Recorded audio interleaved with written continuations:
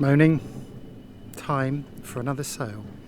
We're going to go up the coast, and we're going to go up the coast. The important thing is that Liz has rigged up both her rods now. So as you know, she bought another rod the other day and a reel, which she's so excited about. I've never seen her this excited.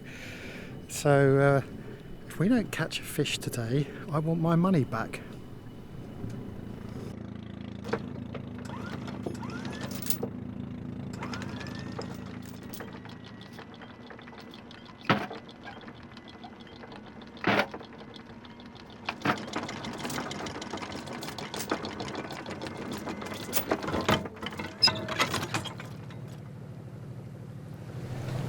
Liz just getting her lines out there, and she's been a very responsible fisher lady, because we've waited until we've come outside of the Tunku Arman National Park.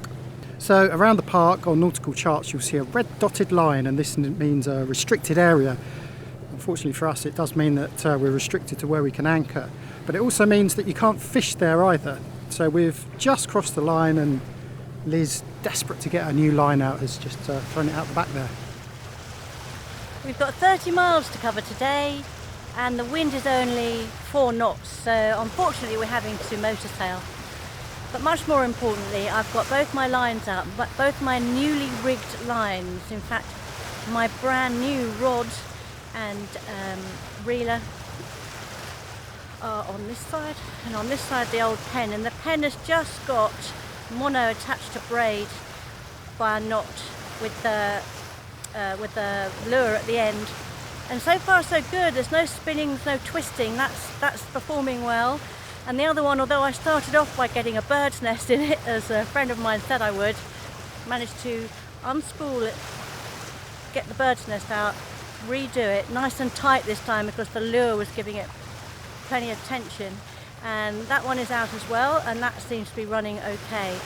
Now we just need a fish or two. That would be so nice.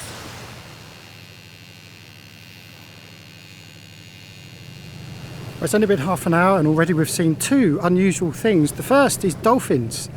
Never seen dolphins here before. The other thing is the number of ships here. Kota Belud is obviously a major port for Borneo, so we do expect to see some ships. Occasionally you might see the odd ship at anchor, the odd ship coming out, but as I look out here I can see 3 boats at anchor straight ahead and another 2 boats there. One's just left KK and one is coming in, so oi, yeah, get on the case.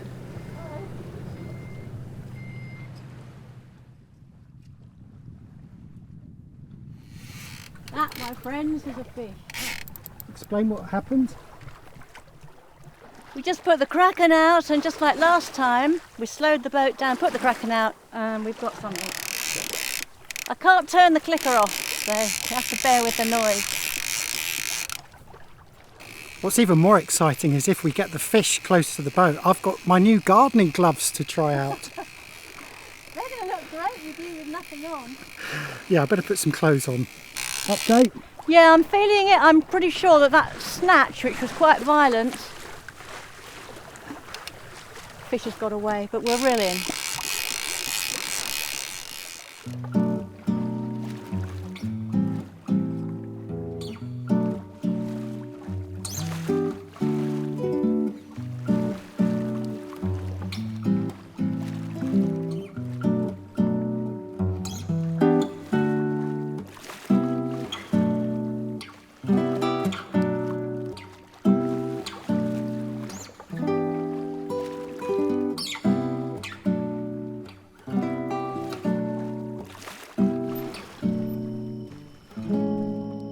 Here we are, back at Big Fin.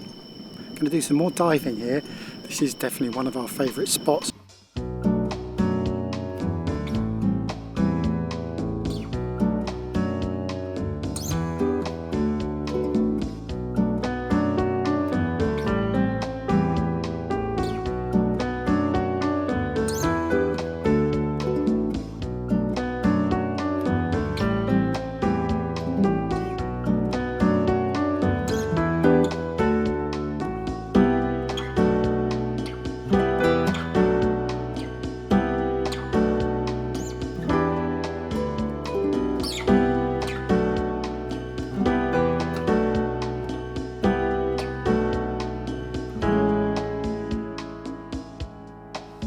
We were fortunate to get in quite a bit of diving earlier this year. This was before the recent spate of strict lockdowns and also before the weather turned. Yes, and we did more diving this year than we have done in our lives combined. We used 2 dive schools of note around this area. One is called Down Below.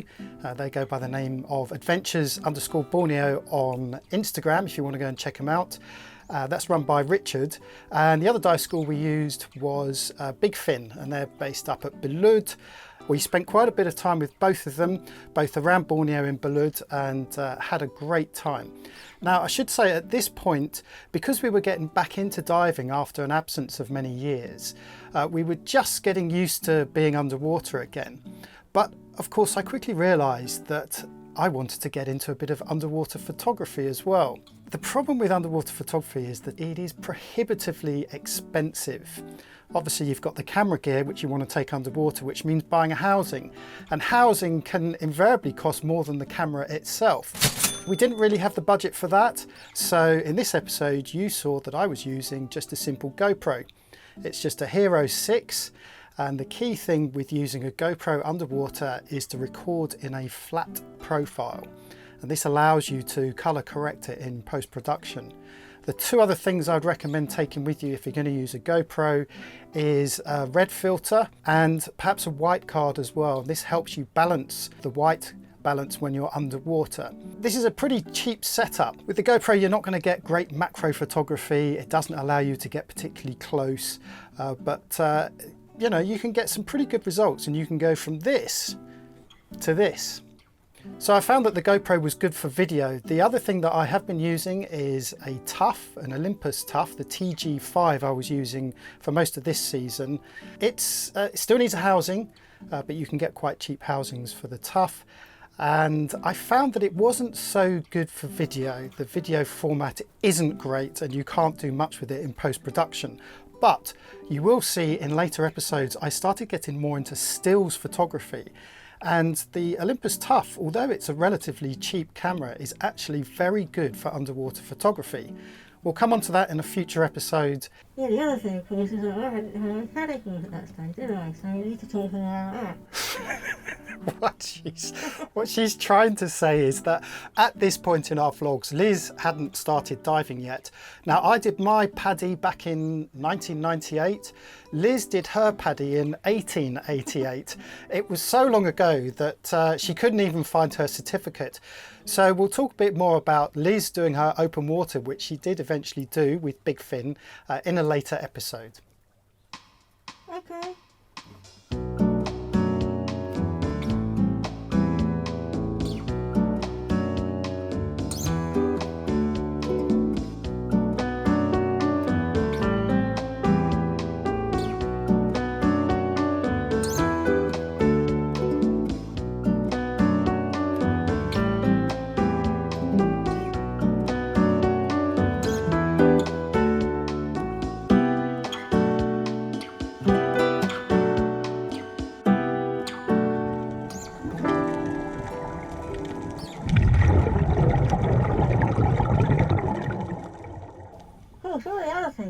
If he was supporting us and they subscribe to his channel, then you're going to get some camera equipment, you know, you don't know, it could really help. Did you get that? I think what Liz is trying to say is that we do rely on your support, both as viewers on YouTube, so don't forget to like this video, subscribe to the channel if you haven't, and click that notification bell.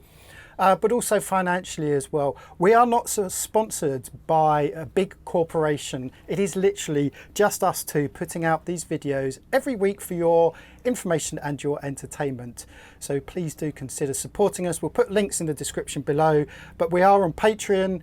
We have our own FTB Mates Club, which is like Patreon. And then of course we have our Rum Fund for our one-off donations. So check out the links in the description below.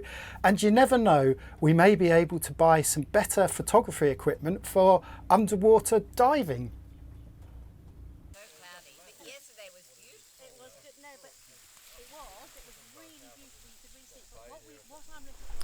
Well, who'd have thought this, eh? We are on an island with a bunch of yachties having a barbecue with a fire. Amazing, eh? Haven't done this for a very long time. In fact, there are 3 boats at anchor now. That is the most amount of boats at anchor I've seen, well, most amount of boats out of the marina in literally months. So eventually we were joined by Looking Good, Malcolm and Tamara, as I hoist myself up on a rock. And we just saw today Graham and Magda came in. Magda of Mags TV YouTube channel. What are you cooking, Mags TV? Hello everyone. This one I cook. You see? This is a garlic sausage. And this is the chicken, grilled chicken. Yummy. And finally, liver from the kwak-kwak chicken, not duck. Bye. Liver. Oh. Liver. Oh.